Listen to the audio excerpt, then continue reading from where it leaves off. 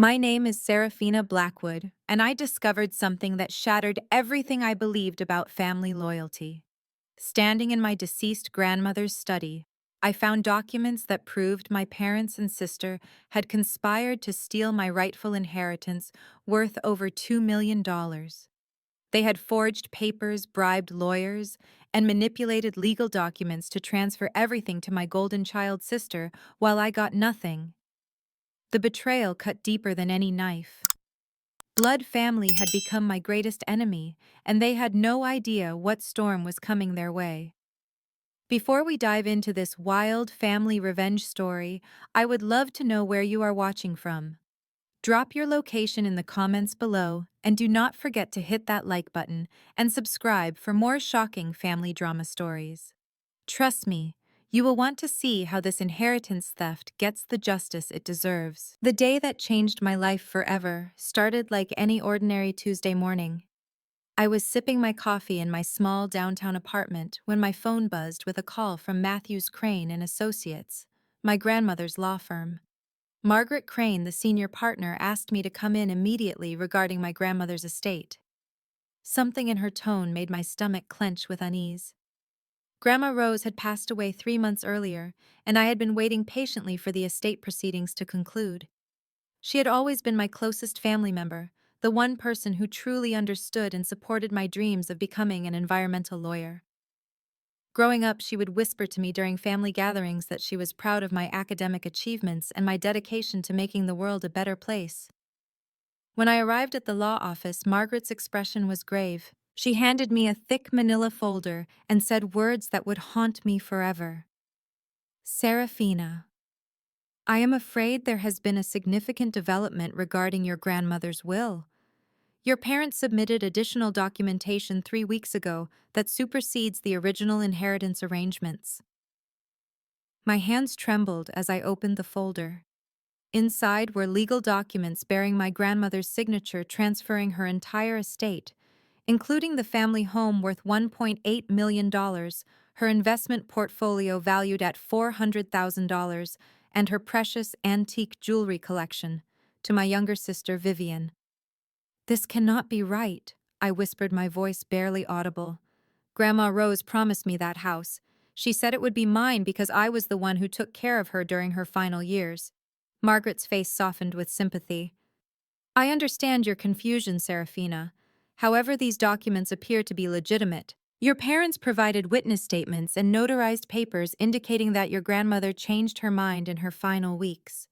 According to these documents, she felt that Vivian, being married with children, would benefit more from the inheritance.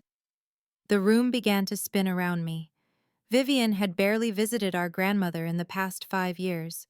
She lived 3 states away with her wealthy husband working as a social media influencer, while I had spent countless weekends caring for Grandma Rose. I had driven her to doctor appointments, helped her with grocery shopping, and sat by her bedside during her final illness. I need to see the original will, I demanded, my voice gaining strength despite the shock coursing through my veins. Margaret hesitated before retrieving another folder from her filing cabinet. As I compared the documents, my blood ran cold. The handwriting looked similar, but something felt wrong about the newer papers. The signature seemed slightly different, and the legal language was inconsistent with how my grandmother typically expressed herself. Who witnessed this new will? I asked, pointing to the signature lines. Your parents, Robert and Linda Blackwood, served as witnesses along with a notary public named James Morrison, Margaret replied, consulting her notes. My heart pounded as pieces of a sinister puzzle began falling into place. James Morrison was my father's golf buddy and business associate. The timing of this new will coincided perfectly with my parents' recent financial troubles. Dad's construction company had been struggling since the economic downturn, and Mom had mentioned several times how worried they were about their retirement savings. I need copies of everything, I stated firmly. Every document, every piece of correspondence, every witness statement. Margaret nodded reluctantly. Of course. However, I must inform you that the estate transfer is scheduled to be finalized next week. If you intend to contest this, you will need to act quickly and obtain legal representation. As I left the law office with a heavy box of documents, my mind raced with questions and growing suspicion. How could my grandmother, who had always been sharp and decisive, suddenly change her mind so dramatically? Why had my parents never mentioned this supposed change of heart? And most importantly, why had they waited until after the funeral to present these documents? That evening, I spread all the papers across my dining room table and began a methodical examination. The more I studied the documents, the more convinced I became that something was fundamentally wrong. I called my college friend Derek, who worked as a forensic accountant, and asked him to take a look at the financial aspects of the estate transfer. "Sarah, this smells fishy," Derek said after reviewing the papers. "Look at these bank records. Your grandmother's accounts show unusual activity in her final month. Large withdrawals and transfers that do not match her typical spending patterns. Someone with access to her accounts was moving money around." My stomach dropped as the full scope of the betrayal became clear. This was not just about changing a will, this was systematic financial fraud. My own family had orchestrated an elaborate scheme to steal my inheritance, counting on my trusting nature and respect for family harmony to keep me silent. The next morning, I decided to visit the one place that held the most memories of my grandmother, her garden. As I knelt among her prize-winning roses, I made a solemn promise to her memory and to myself. I would not let this injustice stand. My family had underestimated me, thinking I would quietly accept their betrayal to keep the peace. They were about to learn that Serafina Blackwood was nobody's victim, and that some fights are worth having even when the enemy shares your blood. Armed with Derek's financial analysis and my growing suspicions, I knew I needed professional help to expose this elaborate fraud. I spent my savings to hire Rebecca Sterling, one of the most respected estate litigation attorneys in the state. Rebecca had built her reputation on taking down family members who preyed on vulnerable elderly relatives, and her track record was impressive.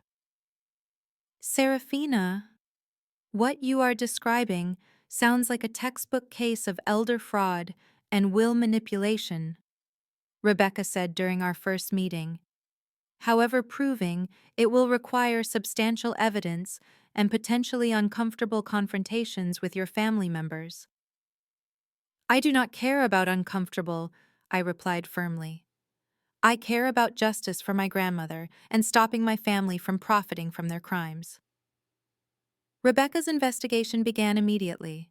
She hired a handwriting expert to analyze the signatures on both wills, and the results were damning. Dr. Patricia Wolfson, a certified forensic document examiner, determined that while the signatures were skillfully forged, they contained subtle inconsistencies that proved they were not authentic. The pressure patterns and pen lifts in the disputed signature are completely different from your grandmother's authentic writing samples, Dr. Wolfson explained in her report. Someone practiced this signature extensively, but they could not replicate the natural flow of someone who had written their name thousands of times. Meanwhile, Derek's financial investigation uncovered even more disturbing evidence. Bank records showed that someone had been systematically draining my grandmother's accounts in her final weeks, transferring money to accounts controlled by my parents. The timing coincided perfectly with when my father had suddenly paid off his business debts and my mother had purchased a new luxury car. Rebecca also discovered that the notary public James Morrison had a history of questionable practices. 3 years earlier, he had been reprimanded by the state for notarizing documents without proper identification verification. Most damning of all, phone records showed extensive communication between Morrison and my father in the weeks leading up to my grandmother's death. With this evidence in hand, Rebecca advised that we had grounds for both civil and criminal charges. However, she suggested that we first confront my family directly to see if they would admit their guilt and agree to restitution. "Sometimes the threat of prosecution is enough to make people come clean," Rebecca explained. "It might save everyone the pain and expense of a lengthy court battle." I agreed to Rebecca's strategy, and we arranged a family meeting under the pretense of discussing some minor questions about the estate. I invited my parents and Vivian to meet at a neutral location, a private conference room at Rebecca's law firm. The day of the confrontation arrived, and my family entered the conference room with confused expressions. Dad looked nervous, constantly adjusting his tie, while Mom kept glancing around the room suspiciously. Vivian seemed annoyed, checking her phone repeatedly and sighing dramatically. "Why did you drag us to a law office, Serafina?" Mom asked sharply. "We already settled all the estate matters. Grandma Rose left her assets to Vivian, and that is final." Rebecca cleared her throat and introduced herself as my legal counsel. The temperature in the room seemed to drop 10 degrees as my family realized this was not the casual discussion they had anticipated. "We have discovered significant irregularities in the estate documents." Rebecca began calmly placing a stack of evidence on the conference table. "Forensic analysis has determined that Rose Blackwood's signature on the revised will is a forgery." Dad's face went white, and I watched as beads of sweat formed on his forehead. Mom's mouth opened and closed like a fish gasping for air. Vivian, however, maintained her composure, though I noticed her hands had started trembling. "That is ridiculous," Vivian said loudly. "Grandma Rose changed her mind because she wanted her money to go to someone who would use it responsibly, someone with a family and stability." Rebecca smiled coldly and opened another folder. "Mrs. Patterson, we also have bank records showing unauthorized transfers from your grandmother's accounts to accounts controlled by your parents. The timing suggests systematic elder abuse and financial exploitation." The room erupted in chaos. Dad began stammering denials, while Mom broke down in tears, claiming they had only borrowed money they intended to pay back. Vivian, realizing that her inheritance was built on criminal activity, turned on our parents with shocking viciousness. "You told me Grandma Rose willingly changed her will," Vivian screamed at Dad. "You said she realized I deserved the money more than Serafina because I have children to support." "We did this for the family," Dad shouted back. "Serafina does not understand what it is like to struggle financially. She is young and single with no responsibilities. You and your husband were drowning in debt, and we were about to lose our house." Rebecca held up her hand for silence. "Mr. Blackwood, you have just admitted to financial fraud and will forgery in front of witnesses. I strongly recommend that you consult with legal counsel before saying anything else." Mom looked at me through her tears, her voice breaking with desperation. "Serafina, sweetie, we are family. Surely we can work this out without involving the police. We never meant to hurt you. We just thought you would understand and be happy that Vivian could pay for your nephew's college education." For a moment, I felt the old familiar pull of family loyalty, the ingrained desire to keep the peace and forgive their betrayals. But then I thought about my grandmother, who had worked her entire life to build that inheritance. I thought about how they had counted on my silence and my willingness to be the family scapegoat one more time. "You are right, Mom," I said quietly. "We are family. But family members do not steal from each other and forge legal documents. Family members do not prey on elderly relatives and manipulate their final wishes." I stood up from the conference table, my voice growing stronger with each word. "You have exactly 48 hours to transfer every stolen asset back to the estate and admit your crimes to the authorities. If you refuse, Rebecca will file both civil and criminal charges against all of you." Vivian jumped up, her face twisted with rage. "You spiteful witch! You would send your own parents to prison over money." "I would send criminals to prison for committing crimes," I replied calmly. "The fact that these criminals happen to share my DNA does not grant them immunity from consequences."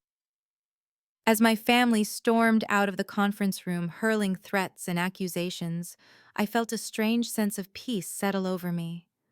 For the first time in my life, I had refused to be the family doormat.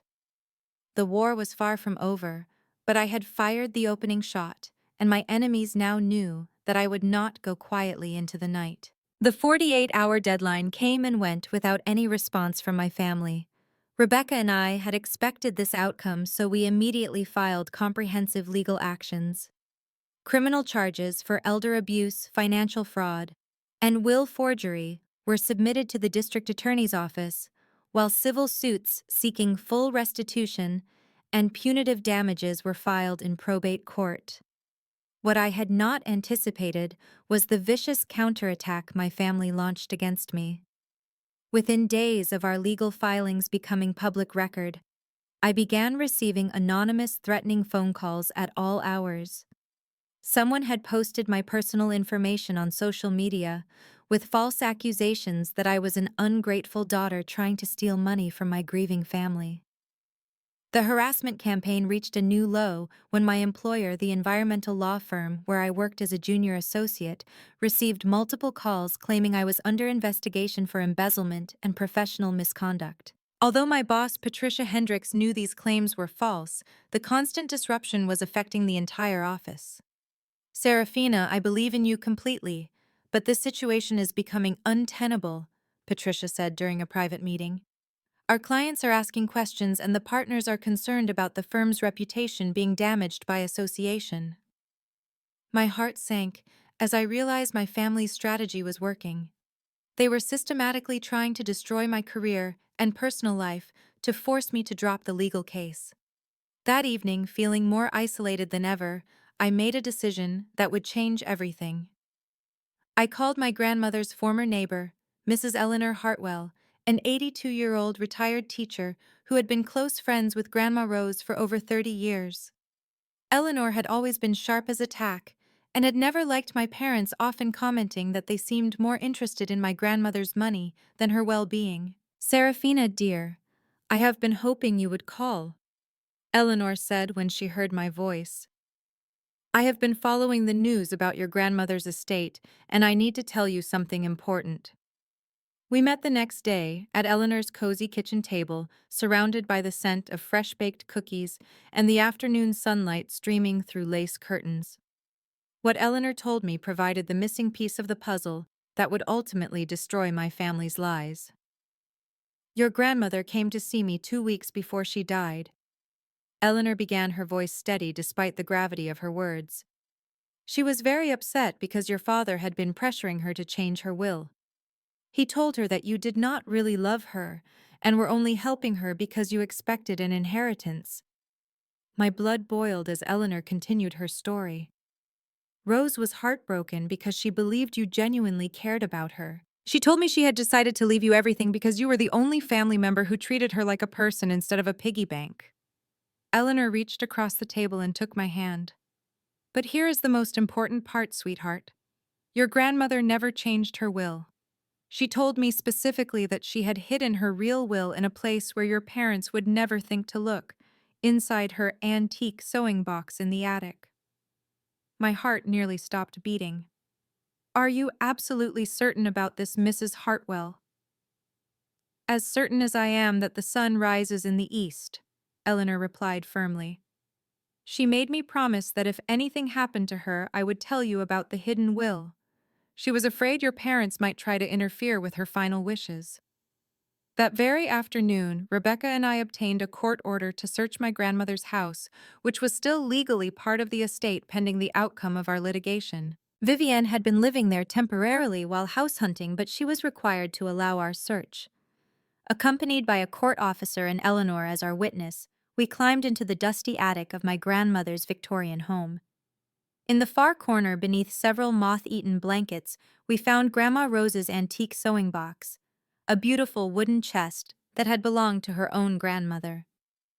Inside the sewing box, wrapped in oiled cloth and hidden beneath vintage thread spools, was a sealed envelope containing my grandmother's authentic last will and testament. The document was properly notarized and witnessed by two of her longtime friends from church. According to this genuine will dated just 3 weeks before her death, I was indeed the primary beneficiary of her entire estate. "This changes everything," Rebecca said with a triumphant smile. "This authentic will, combined with Eleanor's eyewitness testimony about your grandmother's intentions, completely destroys their forged document." But our victory celebration was premature. The next morning I received a call that made my blood run cold. Eleanor had been rushed to the hospital during the night after suffering what doctors initially believed was a heart attack. However, tests revealed she had been poisoned with a slow-acting toxin commonly found in certain household cleaning products. As I raced to the hospital, my mind reeled with the implications. Eleanor was the key witness who could testify about my grandmother's true intentions and her fears about my parents' manipulation. Without her testimony, our case would be much more difficult to prove. At the hospital, I found Eleanor weak but conscious, surrounded by monitors and IV tubes. Despite her condition, her eyes were alert and filled with determination. "They tried to silence me, Serafina," she whispered, her voice barely audible. "But I recorded everything on my phone after our meeting yesterday. I knew they might try something desperate." Eleanor had anticipated the danger and taken precautions that would prove crucial to our case. She had not only recorded her own detailed statement about my grandmother's final weeks, but had also gathered additional evidence that would expose the full scope of my family's criminal conspiracy. As news of Eleanor's poisoning spread through our small community, something unexpected began to happen. People started coming forward with their own stories about my family's behavior during my grandmother's final months. Mrs. Patricia Voss from the church auxiliary revealed that my father had been asking inappropriate questions about the church's procedures for memorial donations and estate bequests. Dr. Michael Torres, my grandmother's physician, contacted Rebecca with concerns about how my parents had insisted on managing all of my grandmother's medications and medical appointments in her final weeks. He had found their controlling behavior unusual and had documented his observations in my grandmother's medical files. Most importantly, Sarah Mitchell, the home health aide who had helped care for my grandmother, came forward with explosive testimony. She revealed that my parents had instructed her to limit my visits and had made several inappropriate comments about my grandmother's finances and property. "Your parents kept asking about your grandmother's routine, where she kept important papers, and whether she had mentioned changing her will," Sarah told Rebecca during a recorded interview. "They seemed much more interested in her finances than her medical care." As our coalition of witnesses and evidence grew stronger, I realized that my family had made a critical error. In their greed and desperation, they had left a trail of witnesses who could testify to their suspicious behavior and criminal intent. The foundation for justice was finally taking shape, built on truth, authentic documents, and the testimony of people who had genuinely cared about my grandmother. My family had counted on my isolation and silence, but they had underestimated the power of a community that refuses to tolerate elder abuse and fraud.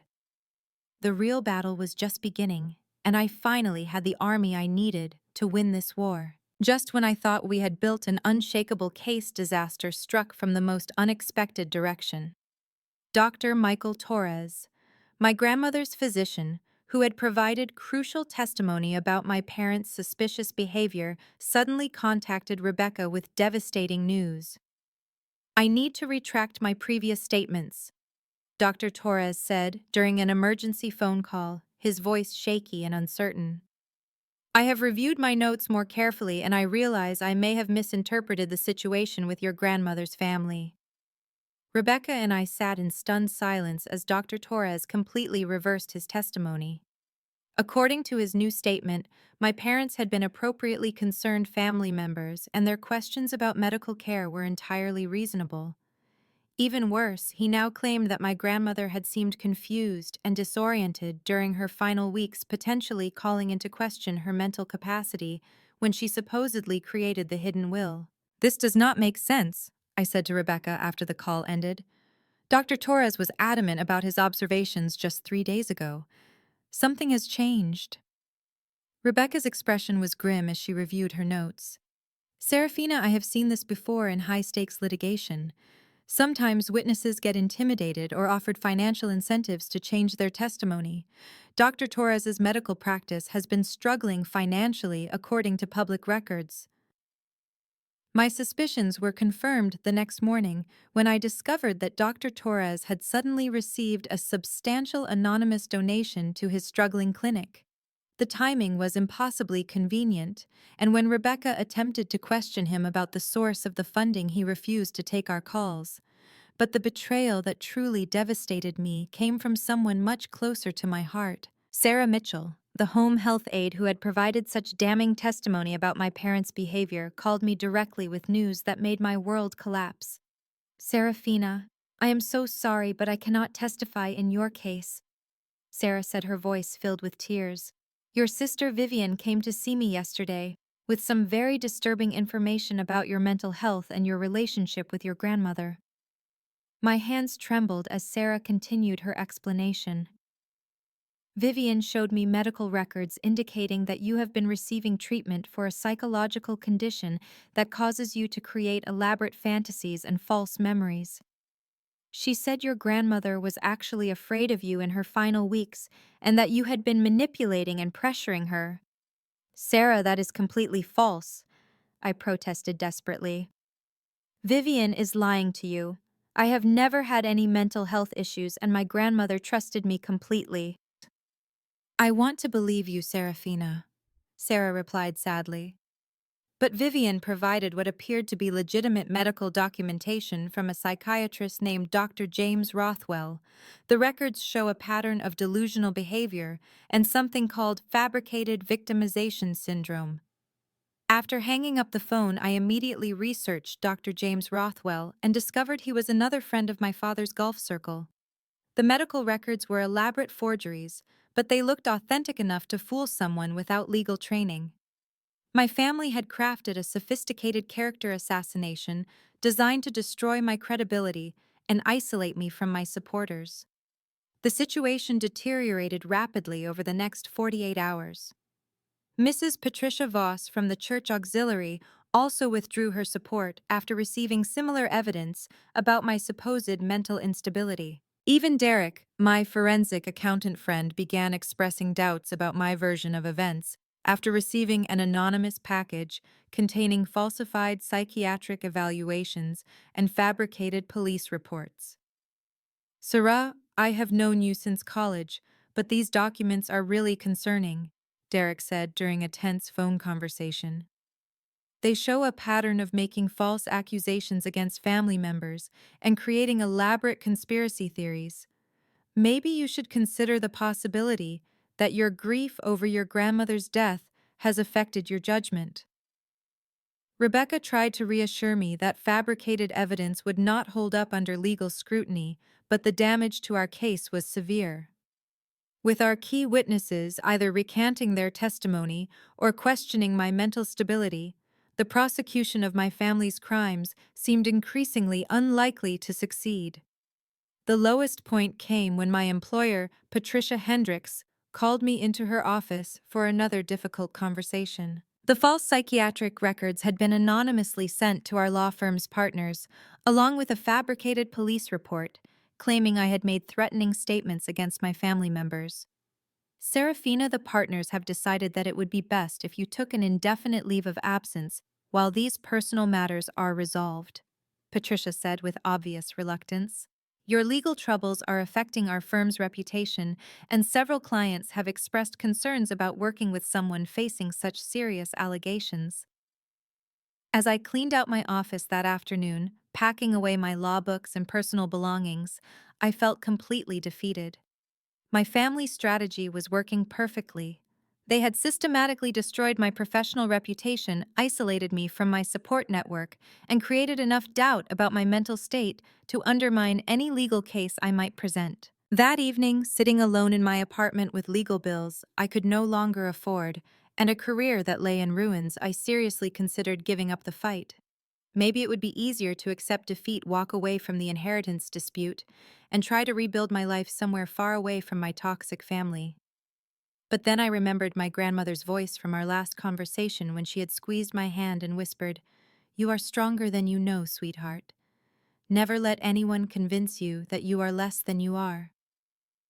Eleanor Hartwell, still recovering in the hospital from her poisoning, had risked her life to preserve the truth about my grandmother's final wishes. I could not betray that sacrifice by surrendering to my family's lies and manipulation. As I sat surrounded by the wreckage of my former life, I realized that this temporary defeat was exactly what my family had been counting on. They expected me to crumble under pressure to accept their narrative that I was an unstable, delusional young woman who could not be trusted. They were about to discover that they had gravely underestimated my determination and my ability to find allies in unexpected places. The war was far from over, and sometimes the greatest victories come from the deepest defeats. My salvation came from the most unexpected source. A private investigator named Marcus Webb, who had been quietly investigating my family for reasons I never could have imagined. Marcus appeared at my apartment door on a rainy Thursday morning, introducing himself with credentials that immediately caught my attention. Miss Blackwood, I represent the estate of Harold Morrison, the father of James Morrison, the notary who helped forge your grandmother's will, Marcus explained as we sat in my living room. Harold died 6 months ago, but before his death, he provided his son with specific instructions about coming clean regarding several fraudulent documents he had notarized. My heart began racing as Marcus opened his briefcase and revealed a treasure trove of evidence that would completely vindicate my claims. Harold Morrison, apparently consumed by guilt over his son's criminal activities, had secretly recorded conversations and photographed documents that proved James Morrison had been running an elder fraud operation with several accomplices, including my father. Your father approached James Morrison 18 months ago with a proposition. Marcus continued spreading photographs and transcripts across my coffee table.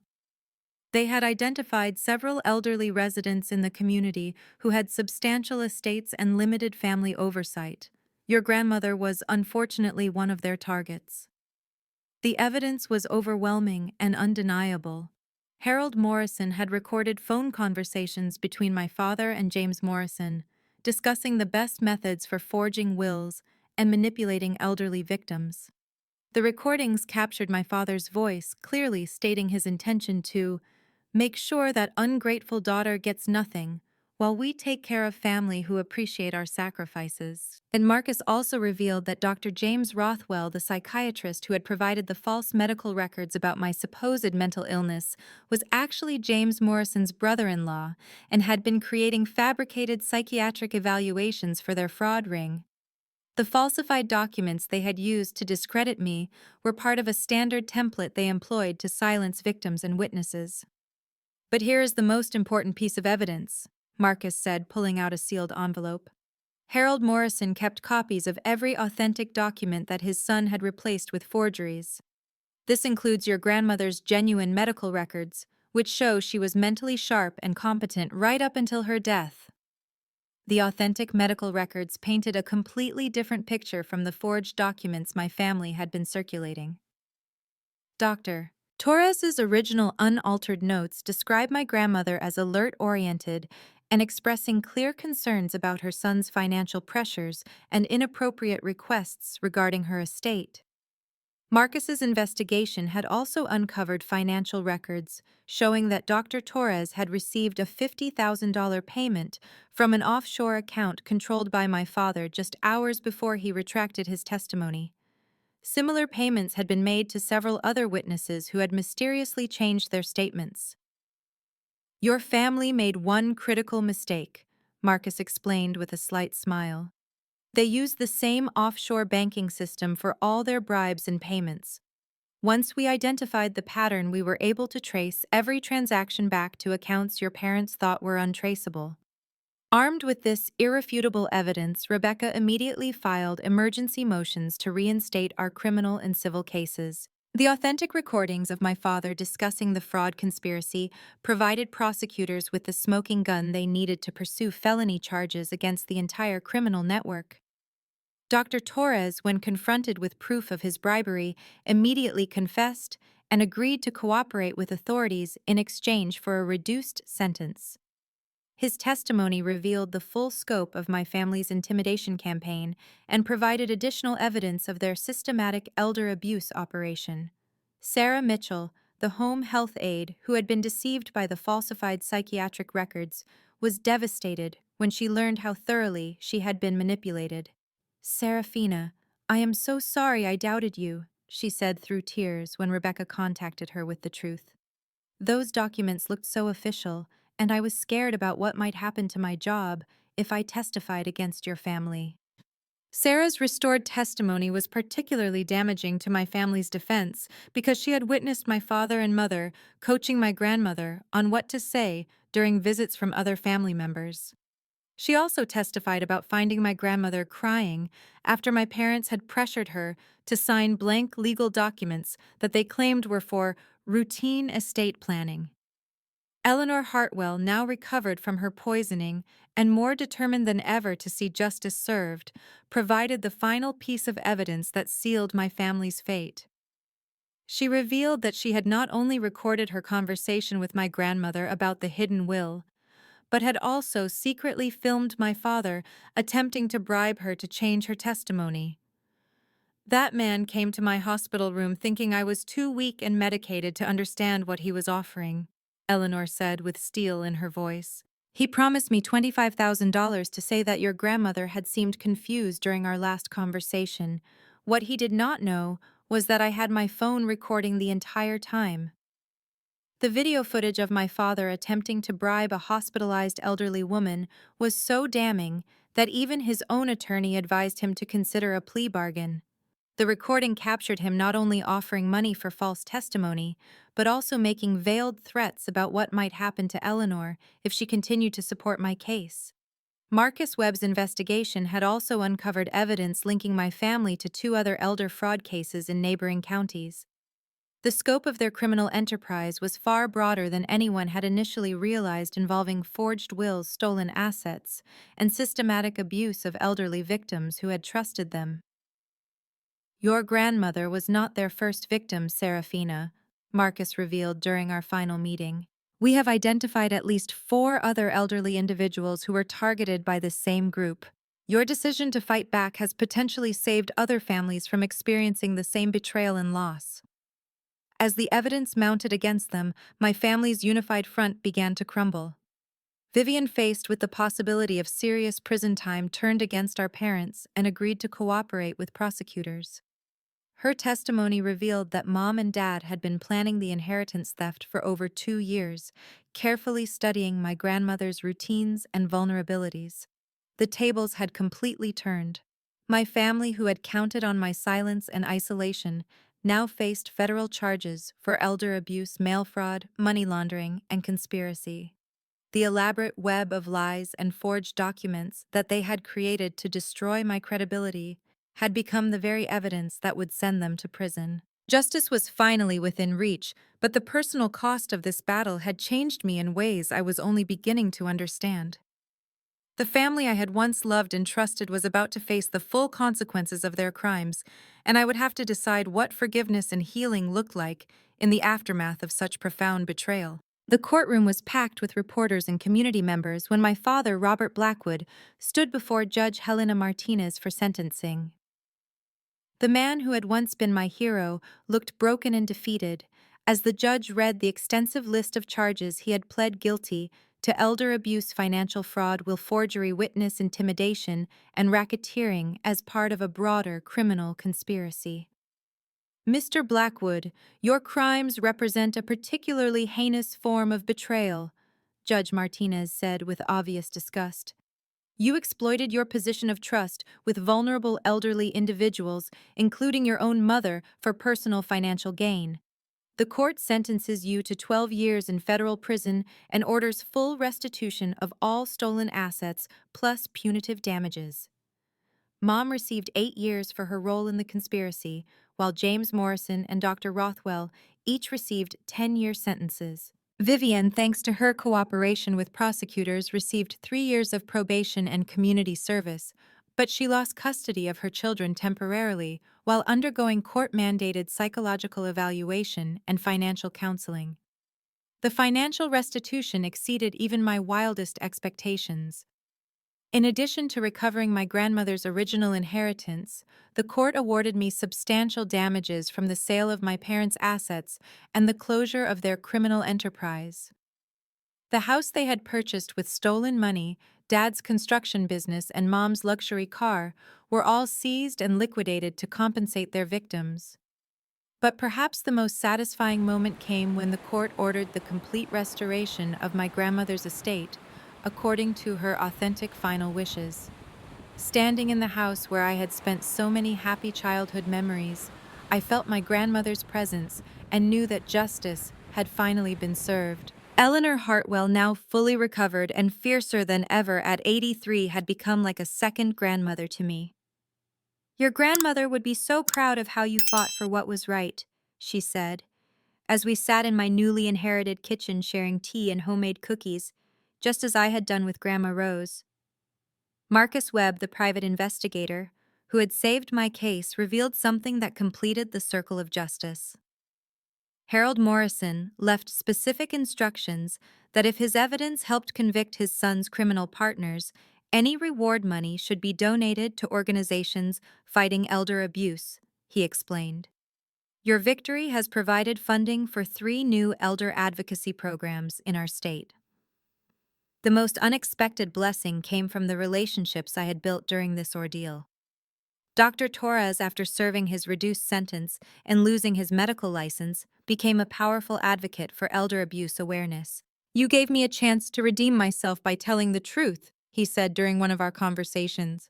"I will spend the rest of my life making amends for the harm I caused." Sarah Mitchell left her job as a home health aide and enrolled in law school, inspired by my fight for justice. "You showed me that ordinary people can stand up to powerful criminals and win," she told me at her graduation ceremony 3 years later. "I want to help other families who face similar betrayals." Eleanor Sarah Marcus. Rebecca and even Derek, who had apologized profusely for doubting me, became my chosen family. People who had proven their loyalty through actions rather than shared blood. We gathered regularly for dinners and holidays, creating new traditions built on trust, honesty, and mutual support. My career flourished beyond anything I had imagined possible. The publicity from the case led to job offers from prestigious law firms specializing in elder law and financial fraud. I eventually founded my own practice focusing exclusively on helping families fight inheritance theft and elder abuse, using my experience to guide others through similar battles. The most profound change was in my understanding of what family truly means. Blood relatives who lie, steal, and betray trust are not family. They are simply people who happen to share DNA. True family consists of people who show up when you need them, who fight for justice alongside you, and who celebrate your victories while helping you heal from your wounds. 3 years after that devastating discovery in the lawyer's office, I stood in my grandmother's garden, now thriving under my care, and reflected on how much had changed. The roses she had loved so much were blooming more beautifully than ever, and I had added new varieties that represented hope, resilience, and rebirth. My parents occasionally wrote letters from prison, alternating between expressions of remorse and attempts to justify their actions. I read their letters, but rarely responded, having learned that forgiveness does not require reconciliation with people who refuse to acknowledge the full scope of their crimes. Vivienne completed her probation and moved to another state, attempting to rebuild her life away from the scandal. We exchanged holiday cards, but maintained no real relationship. Some bridges once burned by betrayal and criminal conspiracy cannot be rebuilt. The inheritance that had started this whole nightmare became the foundation for something beautiful and meaningful. I used part of the money to establish the Rose Blackwood Foundation, providing legal assistance to elderly individuals and families fighting inheritance fraud. Grandma Rose's legacy now helps protect other vulnerable seniors from the kind of betrayal she experienced. Looking back on this journey, I realized that my family's betrayal, while devastating, had ultimately led me to discover my own strength and to build genuine relationships with people who truly cared about justice and integrity. Sometimes the worst thing that happens to you can become the catalyst for the best things in your life. Have you ever experienced betrayal from family members who thought you would stay quiet? Have you had to choose between keeping peace and fighting for what is right? I would love to hear your stories in the comments below about how karma eventually caught up with people who wronged you, or how you found the courage to stand up to family bullies. If this story resonated with you and you believe in fighting for justice, even when the odds seem impossible, please hit that like button and subscribe for more stories about people who refuse to be victims. Share this video with anyone who needs to hear that they have the power to fight back against family members who think blood relations give them permission to steal, lie, and manipulate. Thank you for joining me on this journey from betrayal to justice. Remember that you are stronger than you know, and sometimes the family you choose is worth more than the family you were born into. Until next time, keep fighting for what is right and never let anyone convince you that you deserve less than the truth.